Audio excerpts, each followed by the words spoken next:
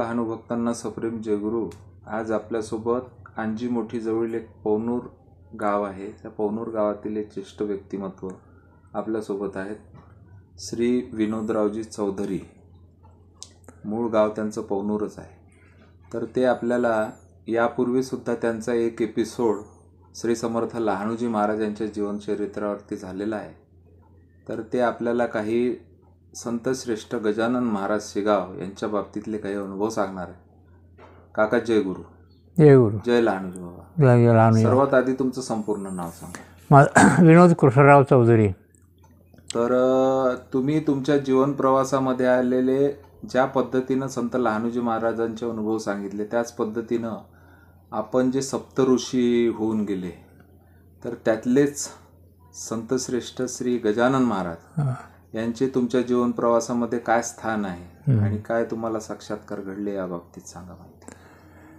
मी तसा माझा जे मी जे ईश्वर मानतोय ते गजानन महाराजाला सुरुवातीपासून माझी फार श्रद्धा आहे त्यांच्यावर.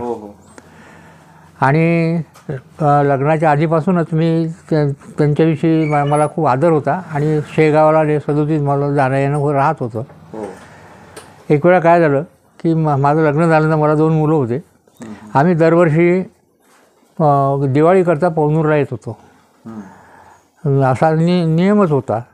पण हे 2 मुलं असताना काय माहीत नाही पण माझ्या पत्नीला असं वाटलं की आपण दिवाळी तिथली शेलसुऱ्याची करावी म्हणून तिने मग तसा आग्रह धरला.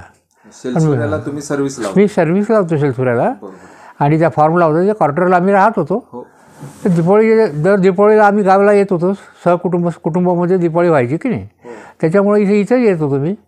आणि त्यावर्षी तिने असा आग्रह धरला की आपण दिवाळी तिथेच करायची. मी म्हटलं बा नाही आपण दरवर्षी गावाला जात होतो तिथे आपली सगळी वाट पाहते आपण गावाला जायचं. असं करता करता त्याचा माझा शाब्दिक वाद झाला.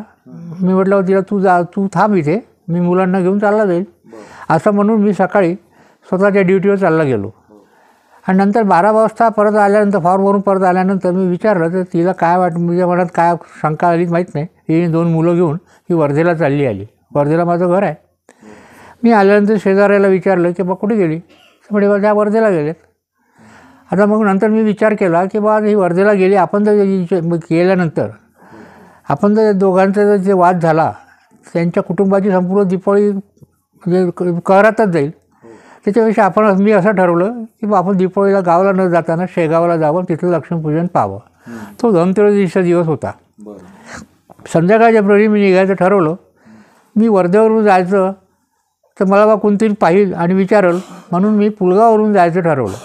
त्यावेळेला पुलगाववरून पॅसेंजर गाडी वर्धेवरून सुटत होती. छोटी गाडी होती तेव्हा. आणि व्हाया देवळी जायचं असं ठरलं. एक शेलसुऱ्याला माझी मानलेली बहीण होती तिच्या घरी गेलो. तिला सांगितलं. तिला लक्षात आलं ते म्हणजे माझ्याकडून जेवण वगैरे करून तुम्ही जा. म्हटलं ठीक आहे. तिथून मी पुलगावला गेलो. पुलगावला गेल्यानंतर गाडीची प्रतीक्षा करता करता मी गजानन महाराजाला असं म्हणत होतो की देवा मी आता तुझ्या इथं लक्ष्मीपूजन पाहायसाठी येतो मला बा चांगली जागा भेटू दे. असं म्हणत असतानाच 9 वाजता बरोबर तिथे पॅसेंजर आली. त्यावेळेला पॅसेंजरला 4-5 डबे राहत होते.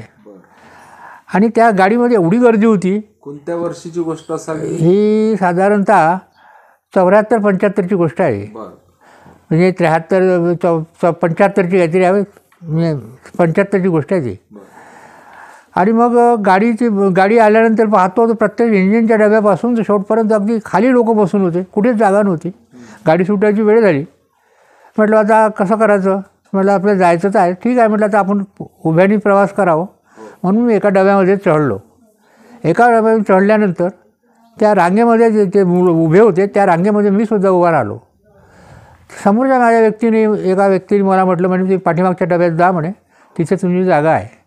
म्हटलं नाही का हो म्हटलं मी इंजिनच्या डब्यापासून पूर्ण डबे झुंडाळलो कुठेच जागा नाही सगळी गर्दी आहे आणि तुम्ही मला पाठीमागच्या डब्यात पाठवता. त्या तर खरं म्हणे तुम्हाला जागा मिळते म्हणते ते. ठीक आहे बा म्हटलं. मी तिथून उतरलो आणि पाठीमागच्या डब्यामध्ये आलो. तिथेसुद्धा गर्दीच होती. तिथे सगळे लोक बसूनच होते.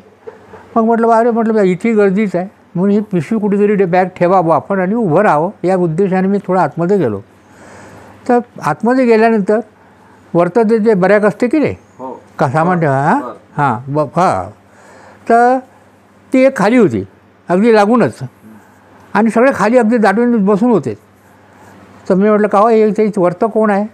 तर कोपऱ्यामध्ये एक जण होता. तो म्हणे कोणीच नाही हो म्हणे, तुम्ही खुशाल चढा, तुम्हाला सकाळी 6 वाजेपर्यंत कोणीही उठवणार नाही.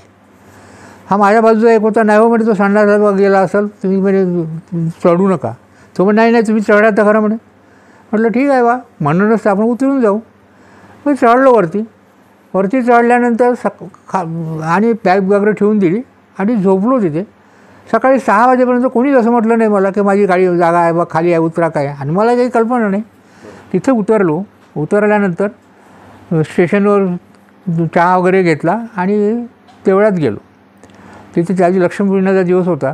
त्या दिवशी तिथे गोरगरिबांना कपडे वगैरे वाटणं चालू होते आणि जेवण, महाप्रसादाचं जेवण. आणि 4 वाजतापासून त्यांचं लक्ष्मीपूजनाची गडबड चालू होती. हत्ती घोडे सजवून चालू होते. मी सुद्धा तिथे जाऊन उभा राहिलो. जवळ 5-700 लोक होती. माझी कल्पना काय होती की बा देवळामध्ये लक्ष्मीपूजन सुरू असते आणि मला पाहायला भेटेल. पण त्यांचं लक्ष्मीपूजन आता जिथे काउंटर आहे त्याच्या पाठीमागे एक रूम आहे. त्या रूममध्ये आतमध्येच एक होतं. मी म्हटलं बा गजानन महाराज मी एवढ्या आणि लक्ष्मीपूजन पाहायसाठी आलो आणि ह्या रूममध्ये मला कोण जाऊ देईल. पण उगीच आलो, मी गावाला गेलो असतं बरं झालं असतं.